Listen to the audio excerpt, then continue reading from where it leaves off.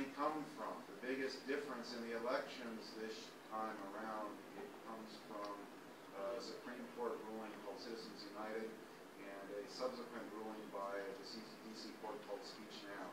What these court rulings said is that corporations can act as individuals and donate as much money as you want in a campaign without constraints, so long as they don't directly support the candidate.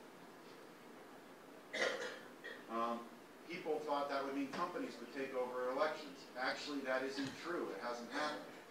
The top 100 contributions, the top 100 individuals, people, wealthy individuals supporting these political action campaigns provide 80% of the money. So what's happened is not corporations taking over, not unions taking over, but rather a very small set of very, very wealthy individuals that are using these organizations to fund money. I'll try to finish up. I know we're close to money.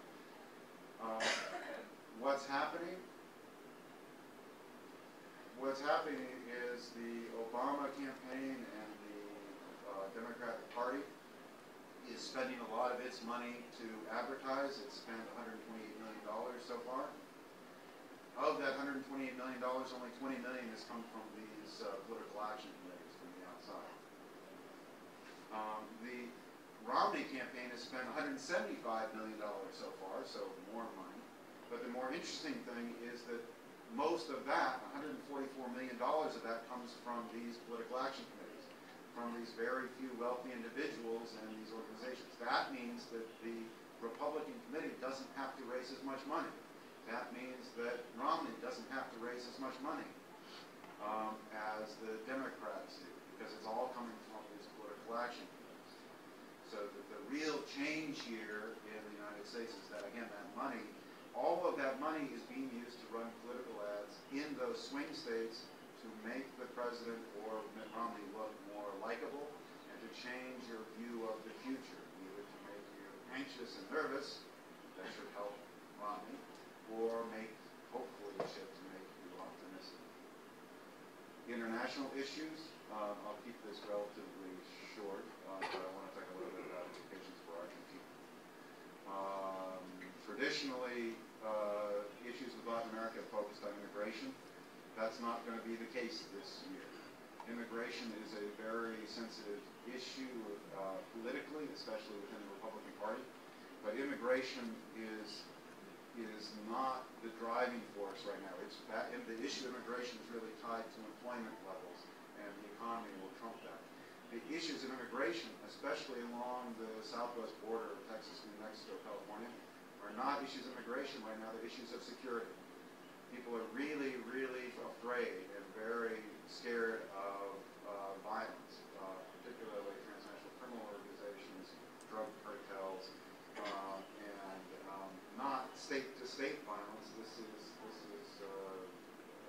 just random killings that have bled across on the U.S. border there. It has completely transformed that issue. The issue of security in the Americas is increasingly part of U.S. agendas, not so much in Argentina, but coming south of the United States. But it's really focused on this, especially on northern Mexico, and the criminal and very violent actions taking place there. On war, it's really mixed. Romney seems to have no experience on foreign policy except for international business. But he's surrounding himself by very conservative people from the George W. Bush administration. So his bias beginning is much more assertive, much more conservative, much more like the George W. Bush administration. On the other hand, a lot of people voted for Obama because they thought he would be more pacifist, and he has not turned out to be that way. He is multilateral in focus, but he's also far more assertive with drones and other activities. We've drawn down fighting in Afghanistan, drawn down fighting in Iraq, but and don't engage in torture, none of that. But he's been far more assertive in foreign policy, Obama has, than his supportive talking would do. So foreign policy is mixed. Obama gets high points, Romney gets very little, but it's it's hard to tell. Obama, I think, would continue as he's doing, again, slightly more assertive than Barack. But Romney is unknown, but likely far more, it could be more assertive. The president gets high marks for the environment, high marks for national defense, and foreign affairs domestically. What about Latin America? And I want to talk about this for just 2 or 3 minutes, and I'll stop. I think I'll probably stay talking too long. Latin America, Western Hemisphere. The Western Hemisphere is really very important to the United States. But it's important, I think, not to equate the time spent in political debates in the United States with importance. Washington, D.C., especially the president, gets distracted by big crises, war, nuclear proliferation, failed states, economic crisis. That's the stuff that reaches the newspapers, right? That's what you hear about. I think a better indicator of the importance of Latin America and South America is the time spent here. And if you look at that, Secretary Clinton has traveled here quite a bit, more than any of her predecessors, and indeed there's a lot of linkage going on here. The president has really pursued a 4-pronged strategy, engagement through mutual partnership and co-responsibility, working through multilateral channels to engage Latin America, promotion of mutual prosperity, trade and economic exchange, and democratic consolidation. I think those themes are likely to continue if we go into a Romney presidency. If you look at trade, 45% of U.S. trade goes to Latin America, 38% of our investment comes here. But more interesting to me is the personal relations. If you look at travel, more people come through Miami and come here, as I did, than go to Shanghai or China. 57 million people from Latin America come to the United States. It's the largest pool of immigrants into the country.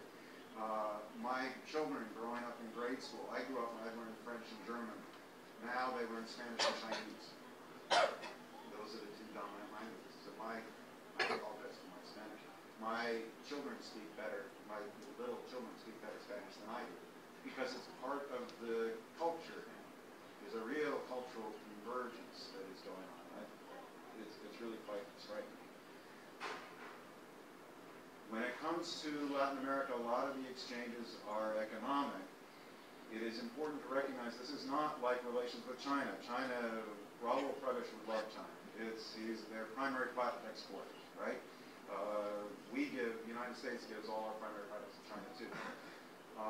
Relations with the United States is not that. There is extraction of energy and oil, but a lot of it is based on global partnerships and global businesses.